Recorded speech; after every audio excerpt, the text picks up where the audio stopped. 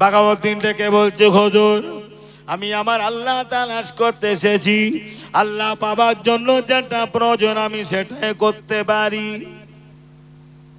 ও বাবা বাঘাউদ্দিন, বাঘাউদ্দিন আল্লাহ হাসিল করতে সোজো বাবা, তুমি তোমার মাথায় লম্বা লম্বা বড় বড় চুল রেখেছো। ও বাবা বাঘাউদ্দিন, তোমার ভেতরে চুলের অহংকার আছে। আল্লাহ যদি পেতে চাও সর্বপ্রথম মাথার চুলকে বাবা তোমায় কেটে নাড়া হতে হবে। তুমি কি নিজেকে নাড়া বানাতে পারো? বাঘাউদ্দিন বললেন, হুজুর আমি নাড়া হতে পারি। ও বাবা বাঘাউদ্দিন, 2 নম্বরে আমি তোমাকে জানাতে চাই, তুমি তোমার গায়ে নামি দামি পোশাক পরিধান করেছো বাবা, তোমার ভিতরে পোশাকের অহংকার আছে। ও বাবা বাঘাউদ্দিন, আল্লাহ হাসিল করতে গেলে তোমার দামি পোশাক গুলো খুলে ফেলে দিতে হবে। পোশাকের অহংকার, তুমি 1000 টাকার পোশাক পরেছো আর গরিবের বাচ্চা 200 টাকা দামের পোশাক পরেছে, তুমি গরিবের সামনে দাঁড়িয়ে বলছো দেখ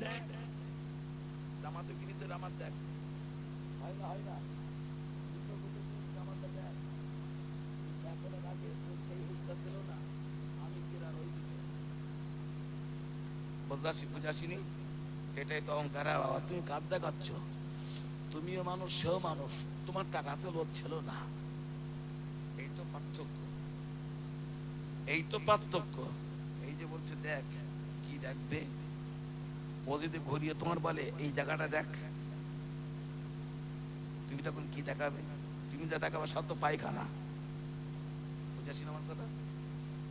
এর ভিতরে মদ আছে, বিড়ি আছে, সিগারেট আছে, গ্যাঁজা আছে, কত নোংরা আছে, এছাড়া তোমার ভিতরে কিচ্ছু নেই, শুধু উপরটা শুধু ভেরি গুড় দিয়ে রেখে দিচ্ছে, মনে আছে তো?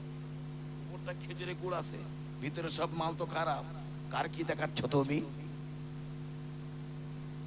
ও বাবা বাঘাউদ্দিন, পারবি কি বাবা পারবি গায়ের দামি পোশাক গুলো খুলে ফেলে দিতে? হযরত বাঘাউদ্দিন বললেন, হুজুর আল্লাহ হাসিল করার জন্য, আমি আমার আল্লাহ পাওয়ার জন্য আমার গায়ের পোশাকটাও খুলে ফেলে দিতে পারি। 3 নম্বরে বললেন বাঘাউদ্দিন, ও বাবা বাঘাউদ্দিন, 3 নম্বরে আমার তরফ থেকে আরেকটি আদেশ হলো, আপাত মস্তক গোটা দেখো, মাথা থেকে পা পর্যন্ত আর পা থেকে মাথা পর্যন্ত তোমার গোটা শরীরটা গায়ে চটের বস্তা পরিধান করতে হবে। ছেঁড়া চট করতে হবে, পোশাক হবে তোমার দেহে চট, চট বুঝি তো, চট বস্তা, ছেঁড়া চট বস্তা। আচ্ছা কেউ যদি চট পরে অহংকার করে, চট পরে অহংকারী করা যায়? চট পরে বলবে এই দেখ তুই করেছেন আমি দেখ, এ তো অহংকার হবে? হ্যাঁ হ্যাঁ, এখনকার যুবক ছেলেগুলো যদি বলে ভাই তোরা মাসে একবার করে নেওয়া হবে, প্রতি মাসে তোকে 500 করে টাকা দেবো, এরা কেউ হবে বলে মনে হয়? একবার টাকা করা যায়? হ্যাঁ,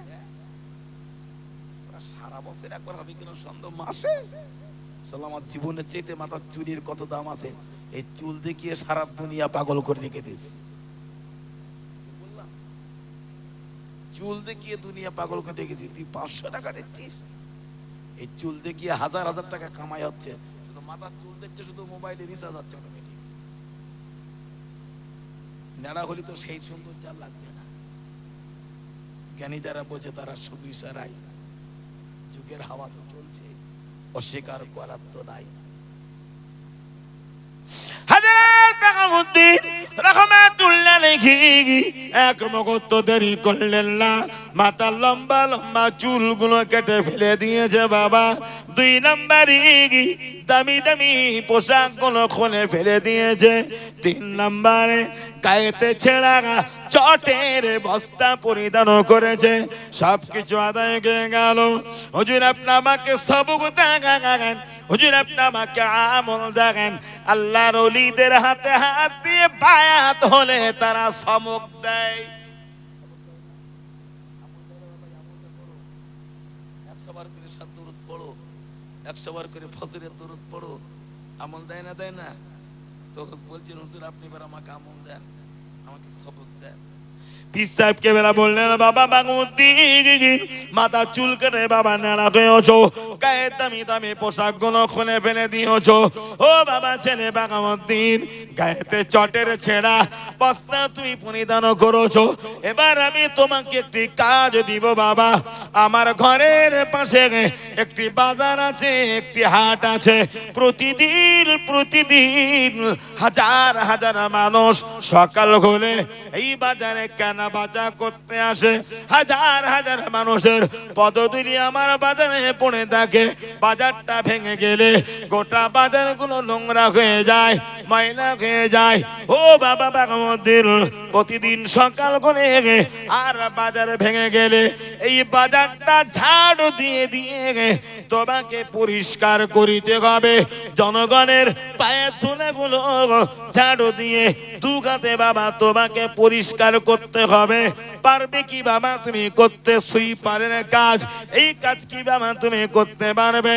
হযরত বাঘামুদ্দিন বললেন, হুজুর আপনার আদেশ আমার শিরোধার্য, আপনার আদেশ মান্যতা দিতে দিয়ে আমি প্রতিদিন বাজার ঝাড় দেওয়া কাজ করিব। আমি প্রতিদিন মানুষের পায়ের ধুলাবালি পরিষ্কার করা কাজ করিব। ওস্তাদ ডেকে বলছে, বাবা বাঘামুদ্দিন বাজার ঝাড় দেওয়াটাই হলো তোমার জন্য সবক, ওটাই হলো বাবা তোমার জন্য আমল। যাও, যতদিন সবকের পরিবর্তন না হয় ততদিন একই সবক চলবে। এটা তো পীরের আদেশ হয় নাকি? আল্লাহর ওলিদের আদেশ হয় না? যারা অনেক পীর ওলিদের হাতে বায়াত আছেন তারা সবক দেন, পীরের হুকুম যতক্ষণ আমরা না পাই ততক্ষণ সবকের পরিবর্তন ঘটে কি? ততক্ষণ কি ঘটে? ঘটে না, ততক্ষণ পরিবর্তন ঘটে না। প্রতিদিন সকাল হয়, বাঘামুদ্দিন ফজরের নামাজ পড়ে, সেই চট পড়ে ফজরের নামাজ পড়ে হাতে একটা ঝাঁটা নিয়ে বাজারের একটা কোনায় চুপ করে দাঁড়িয়ে থাকে। লোকে দেখে পাগল বলে, এ তো পাগল বলে, চট পড়া মানে পাগল বলে, ঠাট্টা করে, কত মানুষ টিটকারি করে, কিচ্ছু বলে না। উদ্দেশ্য নিয়াত আশা, আমি আমার আল্লাহ তালাশ করতে এসেছি। কে আমাকে কি বললো না বললো ওটা আমার দেখার নয়। প্রতিদিন সকাল হয়, বাজার ঝাড় দিয়ে ময়লাগুলো জঙ্গলে ফেলে আসে। আর জঙ্গলে ফেলে আসার পর বাহাউদ্দিনের বিনিময় একটা করে রুটি আর এক পেয়ালা করে দুধ খেতে দেয়, সকালের খাবার। বুঝেছ আমার কথা? একটা রুটি আর এক পেয়ালা দুধ খেতে দেয় প্রতিদিন সকালবেলা। দুধ আর রুটিগুলো খান, বাজার পরিষ্কার করে এসে প্রতিদিন বাজার ঝাড় দেয়, মানুষের পায়ে ধুলা পরিষ্কার করে। আর জঙ্গলে বাবা ফিরি দেয়, একটা রুটি এক পেয়ালা দুধ খেতে দেয়, গোদর খেয়ে নেয়। ময়লা জঙ্গলে প্রতিদিন নিয়ে যাওয়া আসা ঘুরিতে দেখতে পাই পাশে একটা জঙ্গলের ভিতরে বড় গর্ত আছে। বাঘামুদ্দিন দেখতে পায় ওই গর্তের ভিতর থেকে একটা কুকুর প্রতিদিন ওঠা নামা করে। কয়েকটা দিন ধরে দেখেছে কুকুর গর্তের ভিতর থেকে উপরে ওঠে, আবার কেন নিচে নেমে যায়, আবার লাফের উপর উঠে গিয়ে আবার কেন গর্তের ভিতরে ঢুকে যায়। এইভাবে বারবার ওটা নামা করিতেছে বলে বাঘামুদ্দিন একদিন কুকুরের গর্তের ধারে চলে গিয়েছে। কুকুর কেন বারবার গর্তের ভিতর থেকে ওঠা নামা করে। গর্তের কাছাকাছি যে দেখতে পায় কুকুর গর্তের ভিতরে কয়েকটা বাচ্চা প্রসাব করেছে। যে কুকুর ওঠা নামা করছে গর্তের ভিতর থেকে, ও হলো মা। কুকুর গর্তের ভিতরে বাচ্চা প্রসাব করেছে। একটা কুকুর 6টা 8টা করে বাচ্চা প্রসাব করে না? ভুল বললাম? 4টে 5টা 6টা 7টা করে বাচ্চা প্রসব করে না? গর্তের ভিতরে কুকুর বেশ কয়েকটা বাচ্চা প্রসব করেছে। হুজুর দাঁড়িয়ে ভাবছে, বাচ্চা নাই প্রসব করলো কিন্তু ওঠা নামা করছে কেন মা গর্তের ভিতর থেকে বারবার? ব্যাপারটা কি, কারণটা কি? দাঁড়িয়ে বসে ভাবছেন, ভেবে ভেবে দেখলেন, নিজে ভাবলেন, দীর্ঘক্ষণ পরিস্থিতি দেখে বুঝে দেখলেন বাচ্চাগুলো বড় ক্ষুধার্ত। বাহাউদ্দিন পীরের দরবার এসেছিল কেন? কথা বলেন। আল্লাহ তালাশ করতে। এই তো আলহামদুলিল্লাহ, পীরের দরবার এসেছে আল্লাহ তালাশ করতে, পীরের দরবার এসেছে আল্লাহ হাসিল করতে। দীর্ঘক্ষণ দেখে ভাবলেন বাচ্চাগুলো গর্তের ভিতরে ক্ষুধার্ত, এতটা ক্ষুধার্ত, খোদার জ্বালায় বাচ্চাগুলো কেউ কেউ করে ডাকাডাকি করছে, অর্থাৎ ওদের ভাষায় ওরা যেন কাঁদছে। খোদা লাগলে কষ্ট হয় না? মায়ের স্তনে এক ফোঁটা দুধ নাই, মায়ের শুকনা স্তন গুলো বাচ্চারা টানাটানি করে, মায়ের স্তনে দুধ নাই। অপরদিকে বাচ্চাদের ছটপটানি কান্না মা সইতে পারে না। হাজার প্রাণী অবলা প্রাণী ঘুরে দুনিয়ার প্রতিটা প্রাণীর ভিতরে বাচ্চার মায়া আছে না নাই? কুকুরের স্তনে দুধ নাই কেন? মার পেটেই খাবার, মা নিজেই খাবে না, মা নিজেই খায় না তো। আমরা একটা কথা বলি না যে গাই গরুর মুখে দুধ, যে গরু দুধ দেয় তাকে খাবার পরিমাণ বাড়িয়ে দিলে আল্লাহ চাইলে দুধের পরিমাণ বেড়ে যায়। আমরা বলি না? আর ঘটেও তাই। তা মা যদি খেতে না পায়, স্তনে দুধ আসবে কি করে? হযরত বাহাউদ্দিন দীর্ঘ সময় ধরে ভেবেছে কুকুরগুলোকে নিয়ে। কুকুর ক্ষুধার্ত, বাচ্চারা ক্ষুধার্ত, মা বাচ্চাদের ক্ষুধা নিবারণ করতে পারে না। বারবার কেন টানাবা করে?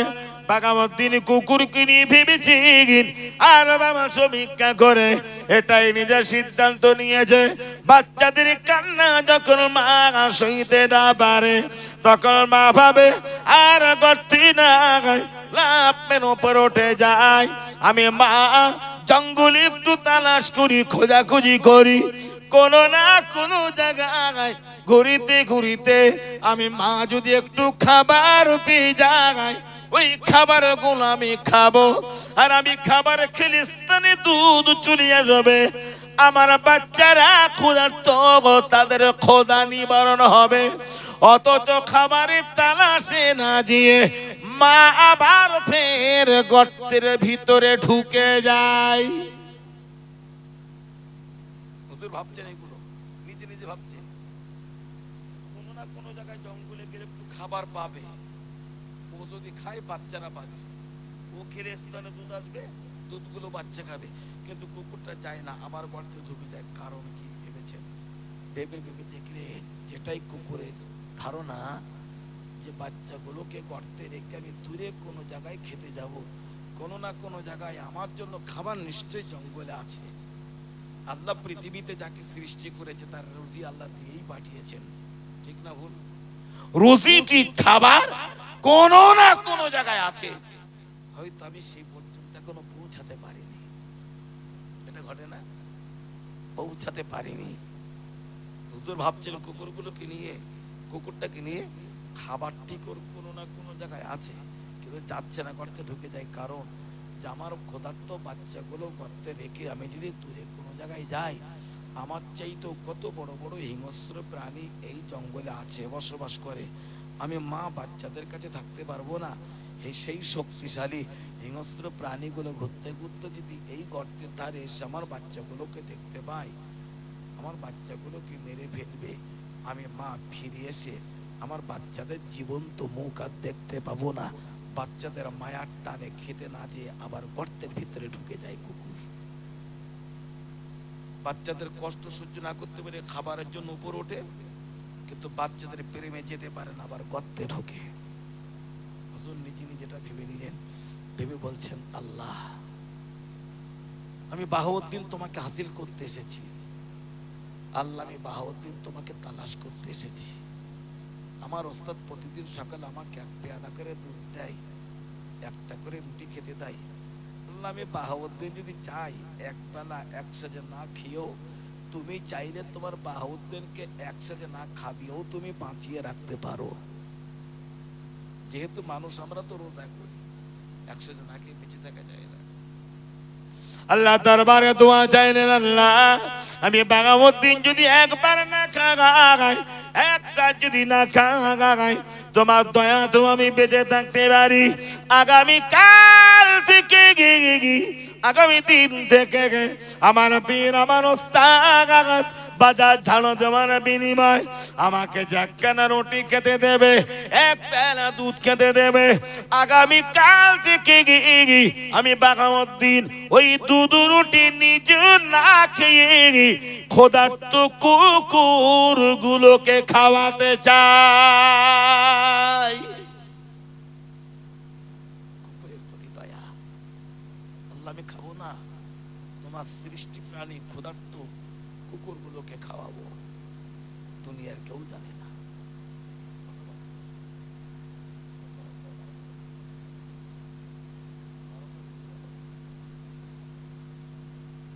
এখনো দোয়া সালাম কিয়াম সব তো। হ্যাঁ, 12টা বেজে গেছে, ঠান্ডার সময়। আবার তো আসবো আল্লাহ চাইলে।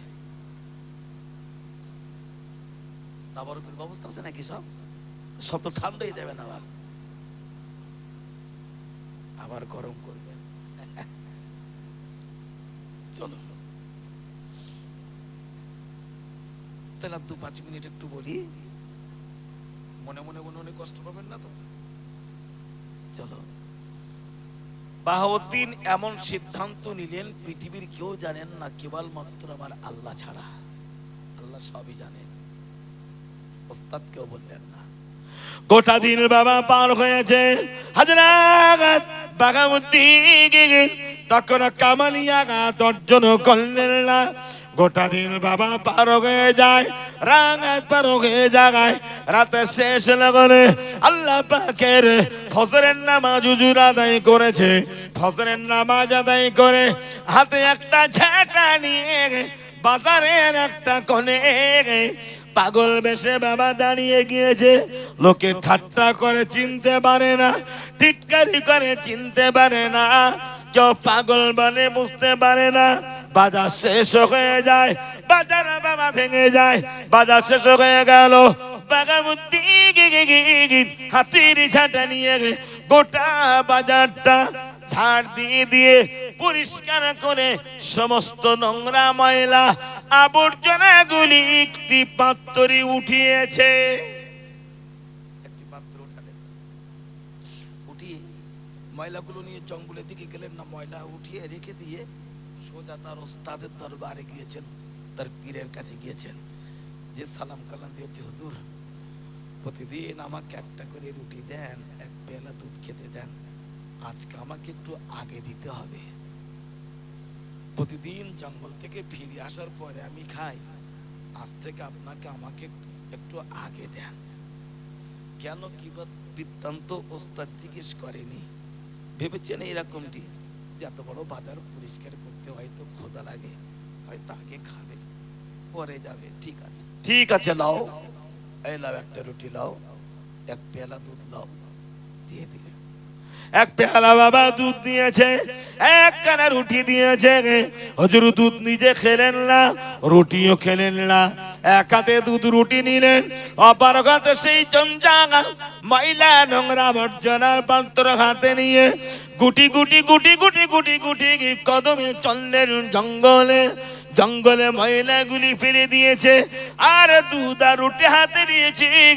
আল্লাহকে ডেকে ডেকে বলে, আল্লাহ আল্লাহ তুমি তোমার কোরআনে বলেছো, আমা মিন দাব্বাতিন ফিল আরদি ইল্লা আলাল্লাহি রিজকুহা। তামাম পৃথিবীতে যত সৃষ্টি প্রাণী মখলুকাত আছে, সমস্ত মখলুকাতের রিজকের জিম্মাদার তুমি আল্লাহ। জোরে বলুন, আর জোরে বলুন সুবহানাল্লাহ। ও রব্বুল আলামিন আল্লাহ আমার পীর আমার মুর্শিদ আমার ওস্তাদ আমাকে একখানা রুটি দিয়েছে, আল্লাহ আমাকে এক পেয়ালা দুধ দিয়েছে। আজ থেকে আমি সকালের দুধ আর রুটি আমি বাঘামুদ্দিন নিজ না খেয়ে তোমার সৃষ্টি কি প্রাণী ক্ষুধার্ত কুকুর গুলোকে খাওয়াতে চাই।